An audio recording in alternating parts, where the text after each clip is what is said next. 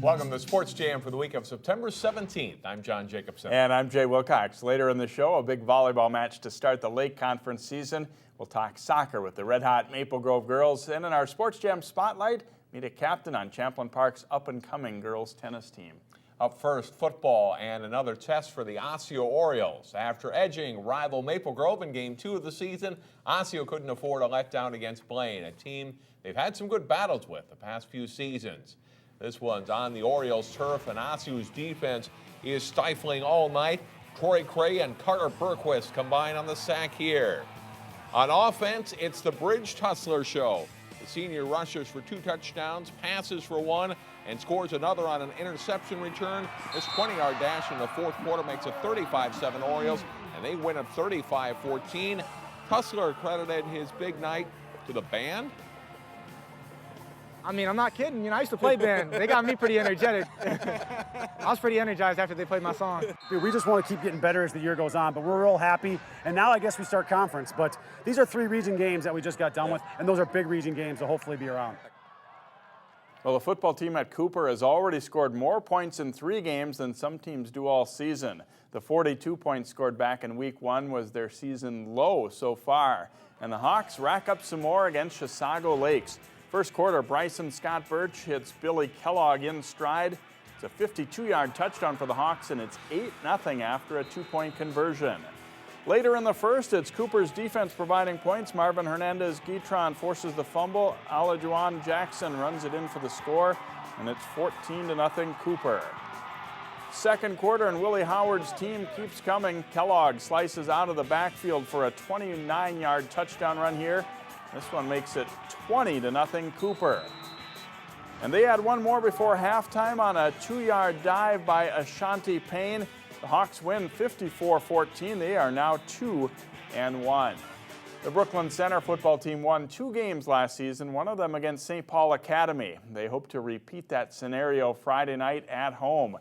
It's mostly defense early. Brooklyn Center's Terrell Beasley picks off the Michael O'Shea pass here to put a stop to an SPA drive in the second quarter. But the Spartans do score a few minutes later as O'Shea rolls right. Looks like he might run, then hits Carl Homeyer for the score. SPA takes a 7-0 lead. And then it's a wild one to end the first half. A Hail Mary thrown by O'Shea that's batted around a bit. Number 22, Tyrone Carter, comes up with it for Brooklyn Center just shy of the end zone, and he emerges from a pack and starts his way back upfield. He gets a few key blocks, and could it really happen? Danny O'Shea keeps on hustling and catches Carter late, but he will get all the way to the pylon for a 99-yard touchdown return. The point after is no good, and it's 7-6 Spartans at the half despite that big play. And SPA gets the only points of the second half as O'Shea throws to Nick Hoffman on a 4th down play for a touchdown. St. Paul Academy wins for the first time since 2009 with a 14-6 win. BC is now 0-3. Now to tennis, where arch rivals Breck and Blake look pretty strong again this fall. They meet on the Bears' home court.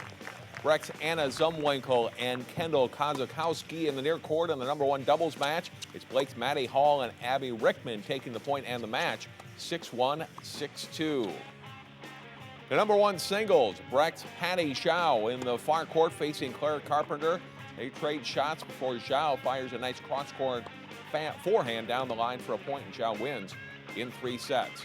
Sunny Tang of Breck in the near court at number 2 singles against Jane Fraley. Tang with a strong backhand and then a forehand on her way to winning the point. Tang wins 6-2, 7-5, but it's Blake pulling out the team win by a final score of 4-3. Also in tennis, Armstrong hosting Park Center at number 1 singles. Good rally between Park Center's Yugata Ojakwu and Armstrong's Christina Conrad. Conrad with the point on the backhand winner, and she wins the match in straight sets. 2 singles, Falcons' Sarah Coriel in the near court. It's Kathy Hong on the run and gets the point. Coriel also wins her match in straight sets. Number 3 singles play, it's Jenny Fisher for Armstrong in the far court. Lacey Merriman for Park Center. Fisher gets to the net and gets the volley winner. And then play at number 1 doubles, Caitlin Sturdy serving for Park Center. The return by Amy Masters sets up the volley winner for Sarah Wixon. Later, it's Sturdy's partner, Catherine Doan, with some nice net play for the point. Master and Wixon win in 3 sets. Armstrong goes on to win the match by a final team score of 5-2. Now to girls swimming, where district rivals Osseo and Park Center renewed their aquatic rivalry at Osseo Junior High. And they're off in the 200 medley relay. And Osceo's team of Mary Whiting, Caitlin Strauss, Victoria Blackberg, and Natalie Campa racing to the win. The 200 freestyle goes to the Orioles also. In lane 1, Cassandra Karnakis wins with a time of 2:13.35. In the 50 freestyle, it's a victory for Park Center as Natasha Schauk picks up the win in 28.38 seconds, but it's Osseo swimming to a 94-75 win. Northwest Suburban Conference Power. Maple Grove faced a Lake Conference Super Power last week in the pool. Crimson swimming at Edina. We start with diving, where Maple Grove's Lexi Tenenbaum scores a 5.5, 6, and a 5.5 here. She wins the diving with teammate Laura Bjorn finishing second. 100 butterfly, Edina's Heather Latke in first at a time of 1 minute, 1.2 seconds. Vivian Wynn is second for the Crimson. 100 free, very close race. Madeline Eden wins it for the Hornets. Christina Rudin second for Maple Grove, just 0.18 of a second back. 500 free, Amelia Anderson wins easily for Edina with a time of 5 minutes, 28.26 seconds. Maple Grove's Brooke Soller is the runner-up. Some power issues before the 200 freestyle relay. The meet continues after a delay. Minimal lighting and no scoreboard. 100 backstroke, Aaron Buck wins for Maple Grove in 59.01 seconds. Buck also anchored the Crimson in the victory in the 200 free relay, but it's the Hornets that win the meet 98-86.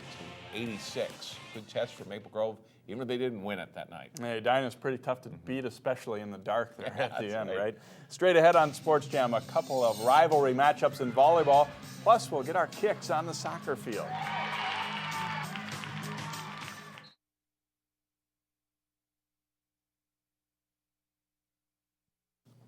Welcome back to Sports Jam, and time to turn our attention to volleyball. And a matchup of two traditionally strong Lake Conference teams. Wayzata in blue, Hopkins in black, meeting at the Lindbergh Center. Off the Hopkins serve, the Trojans get the set to Mariah Halverson, who has a big first game for Wayzata. But it's not enough. Maddie Bellato passes to Samantha Seliger-Swenson, who sets to Nora Reed for the kill. Hopkins wins 25-16. Game 2, and the Royals defense comes through. Emmy Copy and Audrey Erickson get up for the block and a point. Lauren Watney for Wayzata with the setter dumped deep in the court as Wayzata keeps it close. The Royals again have a little more. Seliger-Swenson, the quick set for Copy for the kill. Hopkins wins 25-22 in Game 2 on a long night. Coach Scott Jackson and the Trojans. Game 3, and the Royals complete the sweep. Reed with the kill as Hopkins wins 25-16, 22-16. Great win for the Royals. This is really big for us, beating them in 3 sets. We worked really hard, and we just want to keep going up from here, so it's exciting. Well, rivals Osseo and Maple Grove are off to solid starts in volleyball. Maple Grove at home to host the Orioles. Game 1, and Osceo's Hannah Pekarik passes to her sister Megan, who sets to Janae Morton in the middle for the kill for Osseo. Osseo libero Jaslyn Tenlu with a good set to Jackie Jones for the kill, and the Orioles take Game 1 25-15. Early in Game 2, Maple Grove's Laura Brixia splits the blockers for a kill here for the Crimson. But Jones delivers an ace serve to give the Orioles a 13-4 lead. They go on to win that game 25-19. Megan Pekarik drops one in for a point for Osseo in game number 3 here with the left hand. And Amber Domengi attacks for the Crimson. The Orioles can only partially block it, and it's a point for Grove. But Osseo prevails again. Phyllis Webb will get the big kill here as the Orioles win in 3. Both teams return to conference play on Thursday. West Lutheran's volleyball team off to a good start this season, facing a pretty good Spring Lake Park team. Off the Spring Lake Park serve, it's West Lutheran's overpass, and Rachel Klesk puts it away. The visiting Panthers roll to a 25-10 win in Game 1. In Game 2, the Panthers serve. The pass comes to Kendall Ewing, and she'll attack the second ball here She puts it away for a Warriors kill, but it's an uphill battle for them. Good passing for Spring Lake Park as they get into their offense nicely off the serve. Miranda Axon puts it away. And the Panthers take the second game 25-12 to go up by 2. A strong serve is a little too tough to handle, and it's an ace for Alyssa Hamilton for West Lutheran as they try to get something going in the third game. But Spring Lake Park is too tough. Bailey Israelson sets it to Klesk. She gets the kill as West Lutheran falls in 3. They lost in 5 later in the week to Bethany. The Wayzata boys soccer team got off to a slow start this season. The Trojans were at Edina in their second late conference game of the season. Lewis O'Connor with the corner kick and Drake Mianos with the header, but he doesn't quite hit it the way he wanted to, and it goes wide. Edina looking to score off their corner kick. Adam Pankin's first try is blocked. His second stopped by keeper Grant Larson. It's 0-0 at the half. Second half, and Edina looking to get one past Larson. He punches it away off the corner kick and has to make a tough save on a hard shot, and we're still scoreless. With overtime looming, Mianos with the strong throw-in to Nick Riley for the header. The Hornets get tangled up and can't clear, and Jacob Raska follows up with a header for the goal in the 78th minute as Wayzata pulls it out for a 1-0 win. In the Northwest Suburban, Champlin Park's boys team is looking like a strong title contender. Maple Grove visiting Champlin Park. The Rebels looking to remain unbeaten on the season. Early first half, and Ramadan Hassan is wide open in front of the net, and he buries it. Champlin Park leads 1-0 less than 10 minutes in. Same score early in the second half when Michael Barrett sets up Trevor Gift with a nice pass. Gift ties the match in the 45th minute for Maple Grove. Maple Grove keeper Atherton Wiseman makes some big stops in the second half. It keeps the score tied. He'll stop Sidney McLean a couple of times. And this game headed to overtime courtesy of that big stop. But in the OT, McLean cashes in, converting a pass from Jake O'Brien. That's a game winner as Champlin Park wins 2-1. A big win for the Rebels.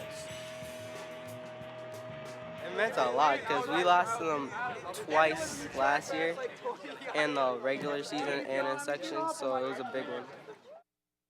Well, Park Center's boys are also having a great season. The Pirates met up with district rival Osseo. Abdi Tahir with a free kick here for Park Center, and watch Francis Karoma serve as the decoy. He actually lets it go through. It's a goal for Tahir. The Pirates lead 1-0 at halftime on a day where breast cancer awareness being promoted.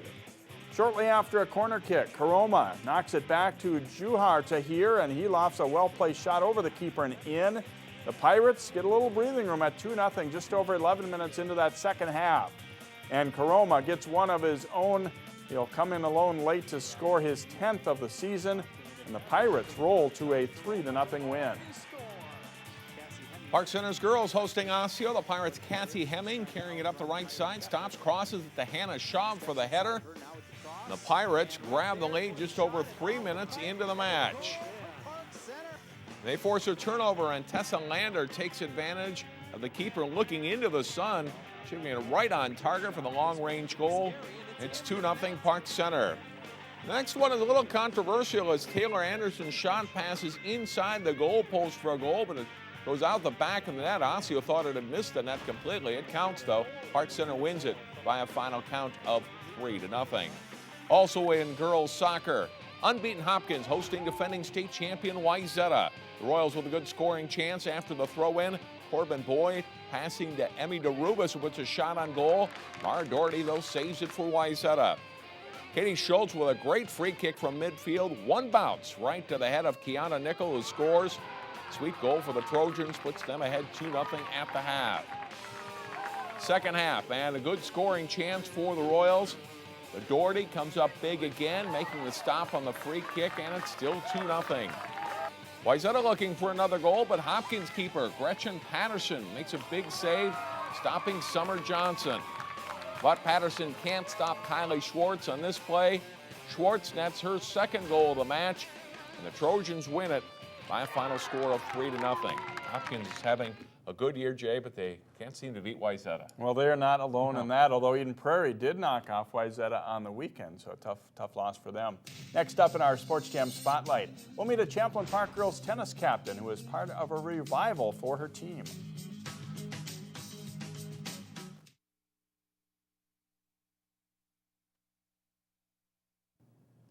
Sometimes it takes a while to turn things around in a high school sports program. On this week's Sports Jam Spotlight, we meet a Champlin Park girls tennis player who's been part of a big revival for the Rebels during her career. She's a leader, to be sure, but Champlin Park girls tennis co-captain Riley Abeyesekera is also glad to be just one of the girls on a true team. It's definitely fun to be a part of because we hear about some other schools who all the girls are just like they don't even like each other, and so it's just nice to have other schools kind of look at us and be like, wow, I wish we could be a team like them, and just we all get along, so it's really great. Riley and her classmates have been part of a big turnaround for Rebels girls tennis. From 3-13 a couple of years ago to 13-7 in the section semifinals last season to a 6-3 start this year. We've all been on the same team for a few years now, so it's definitely nice kind of progressing like that from a few years ago, and then last year we had a good season, so hopefully this season will just be that much better than last. Abeyesekera plays #1 singles for Champlin Park. It's her third season in that spot, and it means facing some really tough competition, including several top 10 ranked players.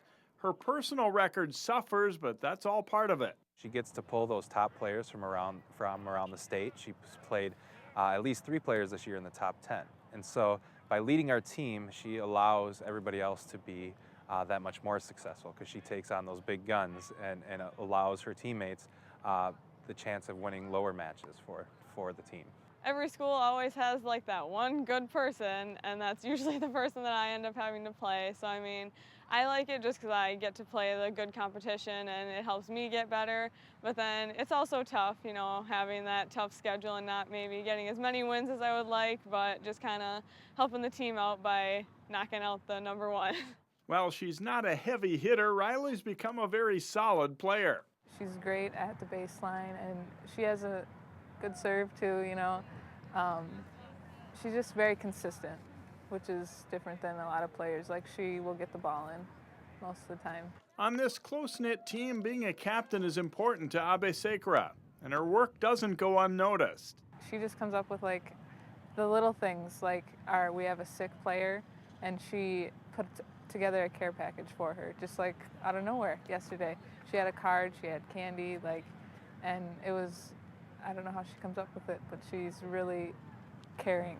Being a captain means scheduling fun things like movie night under the stars on the tennis court. It was a ton of fun, just having everybody here and just laying on blankets and watching a movie and bonding, and can't ask for much more than that. Riley's following in the footsteps of her older sister Bailey, who played for the Rebels and now is on the tennis team at Gustavus. It's definitely helpful having that one person there who's kind of already been through it, so then she could kind of show me the ropes and be like, okay, this is what you do, this is what you don't want to do. And I mean, just having her, we've both played since 6th grade, and so when she played in 6th grade, that's kind of when I started getting acclimated to tennis, so I was only in 3rd grade, so I've just kind of developed along with her, so it's definitely helped my game. The life of Riley includes a spot as a percussionist in the Rebels Symphonic Band. I've been in that since 6th grade, so about my 6th year doing that, and it's always fun, so doing all the little different things that kind of make it sound cool, and it's always fun being known as the one who's like making all the cool noises back there. She also writes for the Rebel Times school newspaper and is part of the Rebel Senate. Back to tennis, where the Rebels beat Elk River for the first time last week, and they hope even bigger things are ahead. It's like a good feeling just knowing that we can beat Elk River, which has never been done in school history. So now that we have that behind us, we can kind of move forward and say, well, hey, we beat them, so why can't we beat anyone else in the conference? And it's just, I don't know, it makes the opportunities endless. Riley's also a lacrosse player for Champlin Park and a member of the National Honor Society. She's still weighing her options for college. We'll be right back on Sports Jam as John talks soccer with the once beaten Maple Grove Crimson.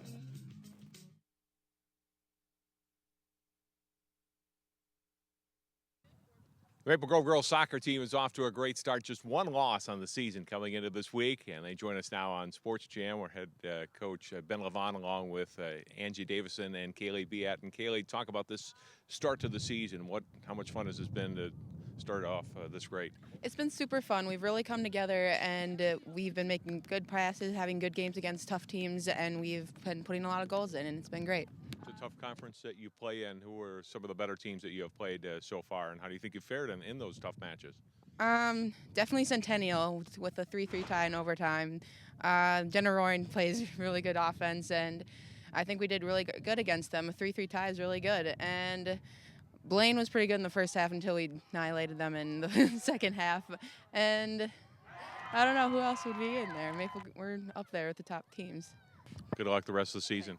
Thanks. All right, and Angie, step in, and you got a tough match coming up this week against Andover. I know it's been a really top club. What do you know about them, and what do you expect from the Huskies on Thursday? Just for them to fight. I mean, we just heard that they beat Centennial, and so that gives us all the more reason to want to beat them. And they're going to want to beat us, so we got to play hard and play good the whole game. Can't let anything down. The tie against Centennial, how much did that game help you against a really strong team?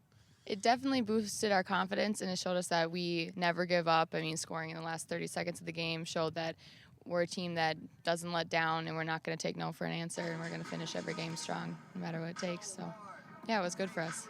Did you expect to be this strong coming into the season? Yeah, I think so. I mean, we got a lot of returners, and we expected a lot from us. I think we're living up to their expectations pretty good so far. So hopefully we can continue it throughout the rest of the games.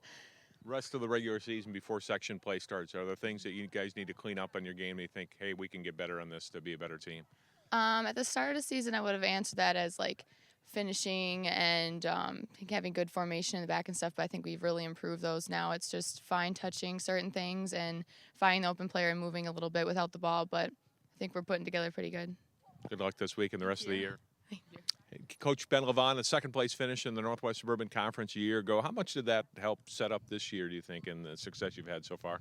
I think we felt like we really missed an opportunity last year. We came close when we looked back on our games, some games that we felt like we maybe shouldn't have lost and lost an opportunity. So that was a big motivator for our whole team this year to come in and kind of make things right the way we felt they should have been.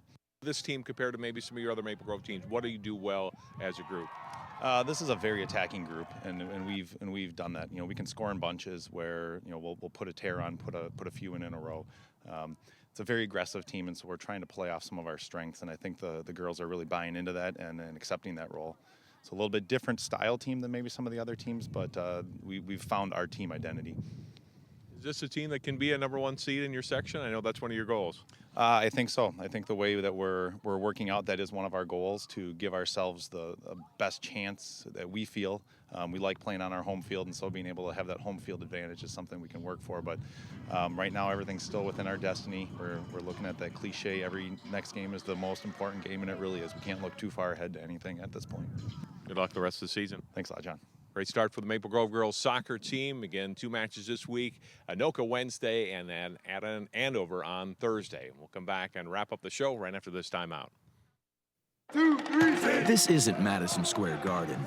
These drills probably won't make anyone a #1 draft pick. But these players are practicing for something important. While they work on their jump shots, they're also learning teamwork, discipline, self-confidence, how to deal with wins and losses. Skills that will make them winners long after they leave the court. Support high school activities in your community, because when kids take part, they get set for life. Our game of the week is a Lake Conference football showdown between unbeaten and defending state champion Eden Prairie and unbeaten Hopkins. The game is Friday night at 7 at Hopkins. You can watch it on Channel 12 Sunday night at 8:30 and 11. And that will do it for this week's show. Thanks so much for watching Sports Jam. We'll see you again next time.